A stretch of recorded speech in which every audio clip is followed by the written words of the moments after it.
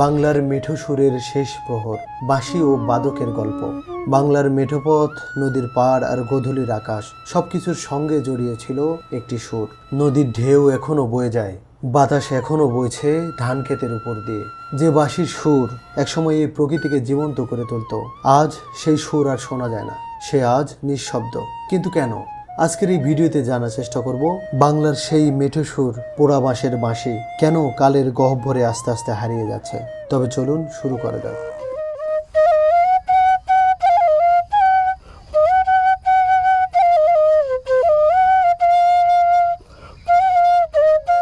বাংলাদেশ নদীমাতৃক দেশ। এদেশের প্রকৃতি, নদী, খাল, বিল, সবুজ ধান ক্ষেত আর গ্রামের মেঠো পথ যুগ যুগ ধরে মানুষের মনকে মুগ্ধ করে আসছে। আর এই সৌন্দর্যের সঙ্গে ওতপ্রোতভাবে জড়িয়েছিল এক মায়াবী সুর, বাঁশির সুর। একসময় গ্রামের বিকেল মানেই ছিল কোনো এক রাখালের হাতে বাঁশি, নদীর পাড়ে বসে থাকা কোনো এক যুবকের বাঁশি, কিংবা মেলার মাঠে লোকশিল্পীদের বাঁশির সুর। কিন্তু আজ সেই বাঁশির সুর যেন ধীরে ধীরে হারিয়ে যাচ্ছে। বাঁশি শুধু একটি বাদ্যযন্ত্র নয়, এটি ছিল বাংলার লোক সংস্কৃতির একটি গুরুত্বপূর্ণ অংশ। গ্রামের মানুষ তাদের সুখ, দুঃখ, প্রেম, বিরহ আর অনুভূতির প্রকাশ ঘটাতো বাঁশির মাধ্যমে। রাখাল ছেলেরা গরু চড়াতে গিয়ে বাঁশি বাজাতো। সন্ধ্যার সময় নদীর পাড়ে কিংবা গ্রামের নির্জন পথে ভেসে আসতো সেই মধুর সুর। বাঁশির সুর ছিল প্রকৃতির সঙ্গে মানুষের এক গভীর সম্পর্কের প্রতীক। বাংলাদেশের কুমিল্লা জেলার হোমনা থানার শ্রীমদ্দি গ্রামে বাস করেন কাশেম ফ্লুট। এই কাশেম বাঁশি বানায়, বাঁশি বাজায়, তাই তার নামের সাথে ফ্লুট যুক্ত হয়েছে। ফ্লুট ইংরেজি শব্দ, এর অর্থ বাঁশি। এই শ্রীমদ্দি গ্রামের পাশ দিয়ে যেতে লাগলে সব সময় ভেসে আসতো বাঁশির সুর। কিন্তু বাস্তবতা হলো এখন আর সেই বাঁশির সুর শোনা যায় না। একসময় এই গ্রামের অধিকাংশ মানুষই এই পেশায় নিয়োজিত ছিল, কিন্তু এখন হাতে গোনা কয়েকজন মাত্র। তবে নতুন করে বর্তমান প্রজন্ম এই বাঁশি তৈরির বা বাঁশি বাজানোর কাজ করছে না। ফলে ধরে নেওয়া হচ্ছে বাঁশের বাঁশি বাদকের এটাই শেষ প্রজন্ম। চলুন শেষ হওয়ার আগে জেনে নেই বিলুপ্তপ্রায় এই বাদ্যযন্ত্র সম্পর্কে।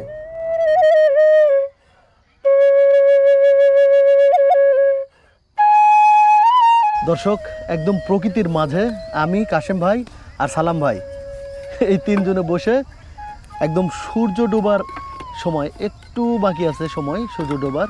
আমরা যদি দেখি সূর্যটাই যে অস্ত যাচ্ছে, এই মুহূর্তে আমরা এখানে বসে একদম ঘাসের চাদরে বসে বাঁশির সুর শুনছি। একবার চিন্তা করে দেখুন পরিবেশটা কেমন বাঁশি বাজানোর জন্য।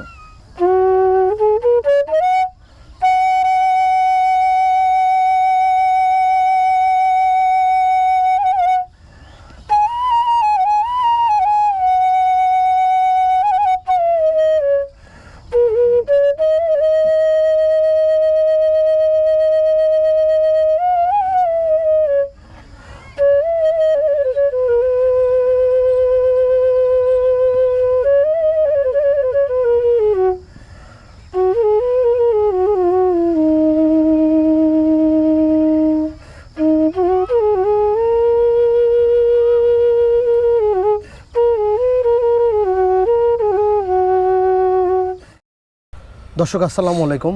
আমি এখন অবস্থান করছি কুমিল্লা জেলার হোমনা থানার শ্রীমদ্দি গ্রামে, যে গ্রামটাকে সবাই বাঁশির গ্রাম হিসেবে চেনে। আমি এখন কাশেম ভাইয়ের বাড়িতে অবস্থান করছি।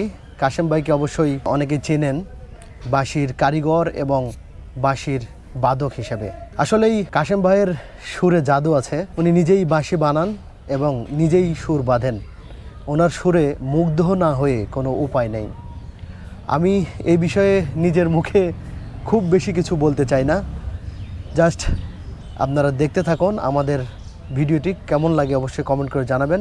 কাশেম ভাই, হ্যাঁ বলেন। কেউ যদি আপনার এই গ্রামে মানে আপনার কাছে আসতে চায় তাহলে কিভাবে আসতে পারে? আমার মোবাইল নাম্বারটা আপনারা দিয়ে দেবেন 01811002027। ঢাকা বা চিটাগাং থেকে যে কোনো জায়গা থেকে আসলে গৌরীপুরে নামার পরে হোমনা, সহজ একদম হোমনাতে 50 টাকা সিএনজি ভাড়া দিয়ে হোমনা যেই ওভারপাস আছে সেখানে নামলেই হোমনা থেকে আবার শ্রীমদ্দি বাজারে আসতে লাগে 10 টাকা। আর শ্রীমদ্দি বাজারে আসলেই আপনার বাড়ি। আমার বাড়ি একদম বাজারেই বাড়ি, একদম বাজারেই বাড়ি।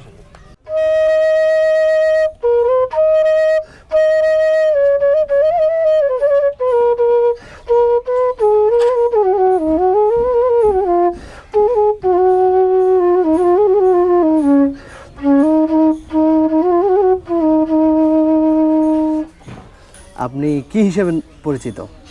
শুধু আমার বাঁশি দিয়েই সারা বাংলাদেশে, অথবা আমি ক্ষুদ্র একটা কারিগর, আমি শুধু বাঁশি বানাই, ভালো বাজাইতে পারি না। আমার থেকে ভালো ভালো ওস্তাদ আছে বাংলাদেশে, ইন্ডিয়াতে, হ্যাঁ, ওনারা সবাই আমার একটু বাঁশি নেয়, নিয়ে হারা বাজায়, যে ভালো বাঁশি একদম ফুরফুট্টি মাস্টার টোনার যে যে দেখতে পাচ্ছেন সিজন করা বাঁশ, হ্যাঁ, এরকম সিজন করা বাঁশ দিয়ে বাঁশি তৈরি হয়। এই বাঁশগুলো আপনার 3 বছর আগের সিজন করা আমার এই বাঁশগুলো যা দেখতে পাচ্ছেন, এই যে বাঁশগুলো সবই আমার 3 বছরের নিচে এলো কোনো বাঁশ দিয়ে আমি বাঁশি তৈরি করি না। আর এমনকি মনে করেন যে বাঁশি যেমন আর বাঁশির থেকে দইরে আপনার এরকম আমি 14টা আইটেমের বাঁশি তৈরি করি। আমার বাঁশি সারা বাংলাদেশে অত বাইরে, এই যে এই মাসের ভিতরে আমি 2টা জায়গায় দিছি, লন্ডনে পাঠাইছি, আমেরিকায় পাঠাইছি এই মাসের ভিতরেই, হ্যাঁ, আরও অর্ডার আছে বাহিরের। তাইলে মনে করেন যে এরকম ভালো টিউনের বাঁশি, যেমন এটা হলো আপনার ক্লাসিক্যাল, এটা হলো গিরার লগে, আর এটা হলো আপনার গিরা ছাড়া স্কেলেপ, আর এটা হলো আপনার অ্যাপসার। যেরকম আপনার এইগুলো আপনার ক্লাসিক্যাল, এটা এরকম বাদাই করা হয় নাই, কিন্তু এটা এরকম বাদাই করা হইব। তারপরে বাঁশিগুলো অলরেডি দেখতে সুন্দর লাগার জন্য বাদাই করা হয়। বাদাই করবেন। এখন শুধু বার্নিশ। আর এটা হলো আপনার যেটা বাউল গানে কমার্শিয়াল বাজায়, এটা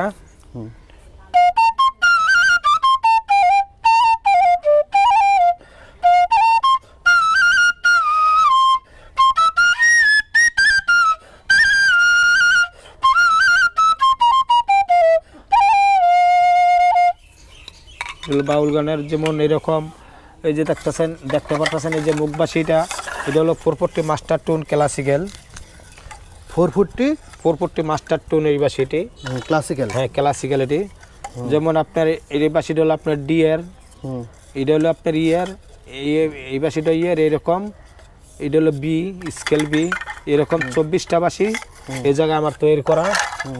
এটি বাংলাদেশের যে ভালো একজন ওস্তাদ আছে ওনাই নিব, কামরুল ভাই।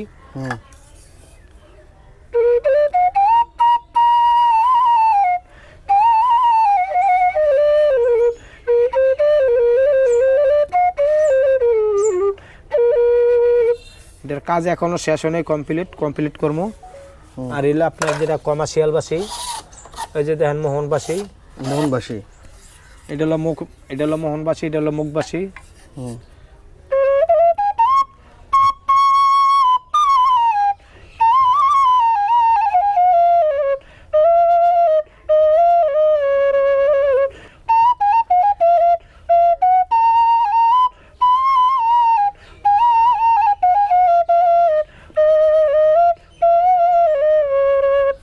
এগুলো আপনার মোহনবাসী।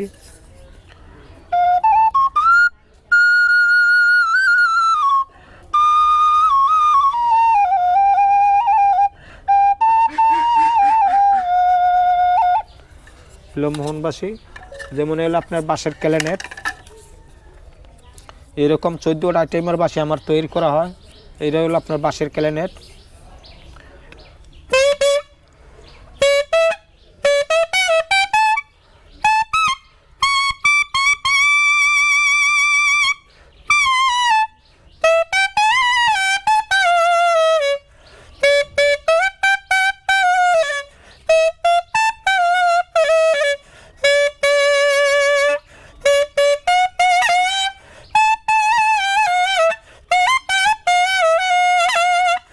বাংলাদেশের এইরকম কোনো, বিশ্বের এইরকম কোনো গান নাই যে হিন্দি বাংলা আধুনিক পল্লীগীতে এই বাঁশিটা বাজানো যায় না। একদম ইজিভাবে বাজাইবেন যে কোনো সুর। আবার স্কেলও খুব ভালো, আবার সাউন্ডের দিক দিয়েও খুব সাউন্ড অনেক বেশি। হ্যাঁ, যেমন আপনার পাকিস্তান খানের কোম্পানির একটা বাঁশি আছে, আপনার শিয়ালকোট কোম্পানি, একটা বাঁশির দাম আপনার একই সুর একই চাউন, এটার থেকে চাউন আরও কম। বাঁশি একটার দাম হলো 42,000 টাকা বাংলাদেশি টাকা। আর বাংলাদেশে আমি এটা বাঁশটা তৈরি করছি, বাঁশিটার দাম হলো 1500 টাকা। এটা বাঁশিটা এরকম কাজ করা হইব, বার্নিশ করা হবে, কিছুতে এখন করলাম না, দেখতে পাচ্ছেন। এই বাঁশিটাতে আপনি যে কোনো গান বাজাবেন।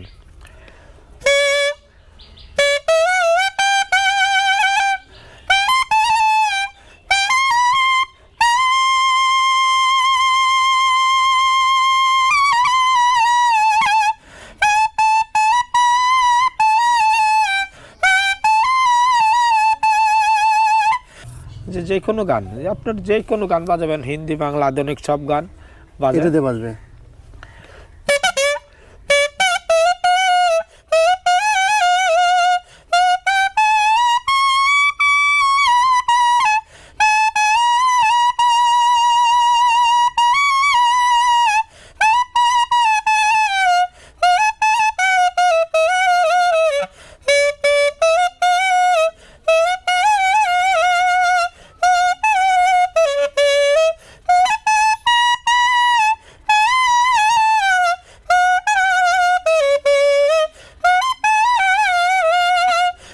একটা বিন। এটা বিন? এটা শুধু বিন। এই বিনটাকে কি বাঁশি বলা হয় নাকি? হ্যাঁ, এটা বিনবাসী। এটা বিনবাসী বলে। বিনবাসী বলা হয়। যেরকম এটা শুধু মডেলিং না, যে এটা কি সুর আছে, এটার সুর আছে। এটা আপনার আমার এই বাঁশিটা আপনার বাংলা চলচ্চিত্রে শুটিংয়ে অনেক ধরনের ছবিতে আমার বাঁশি গেছে। এরপরে এমন কোনো নাটক নাই যে আমার বাঁশি যায় না নাটকে। এখান থেকে নিয়ে যায়? শুধু আমার এই গ্রামেই আমি এই বাঁশিটা তৈরি করি, বাংলাদেশে আর কোনো জায়গায় না। আর যারা সাপের খেলা দেখায়, সাপ খেলা দেখায়, হেরাও নিয়ে যায় আমার থেকে। আচ্ছা। যেরকম আপনার বাঁশির সুরটাও দেখেন।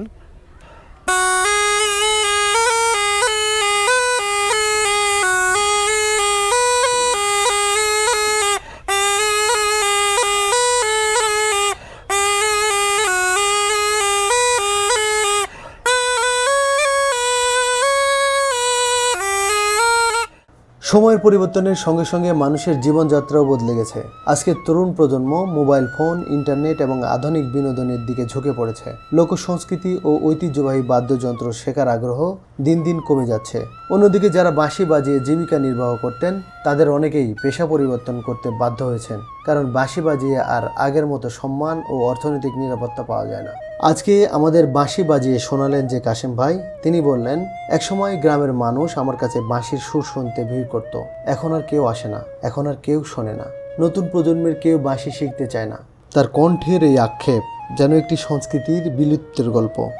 যদি আমরা এখনই আমাদের লোক সংস্কৃতির সংরক্ষণ না করি, তাহলে হয়তো আগামী কয়েক দশকের মধ্যে বাঁশির সুর শুধু ইতিহাসের পাতায় সীমাবদ্ধ থাকবে।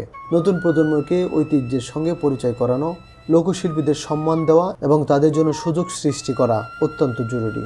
বাংলার নদী থাকবে, সবুজ মাঠ থাকবে, গধূলির আকাশ থাকবে, কিন্তু যদি বাঁশির সুর না থাকে, তবে বাংলার সেই চিরচেনা সৌন্দর্যের একটি অংশ হারিয়ে যাবে, একদম চিরতরে। তাই আসুন আমরা আমাদের ঐতিহ্যকে ভালোবাসি, লোক সংস্কৃতিকে ভালোবাসি, লোকশিল্পীদের সম্মান করি এবং বাঁশির সেই হারিয়ে যেতে বসা সুরকে আবার ফিরিয়ে আনার চেষ্টা করি। কারণ বাঁশির সুর শুধু একটি সুর নয়, এটি বাংলার আত্মার ভাষা।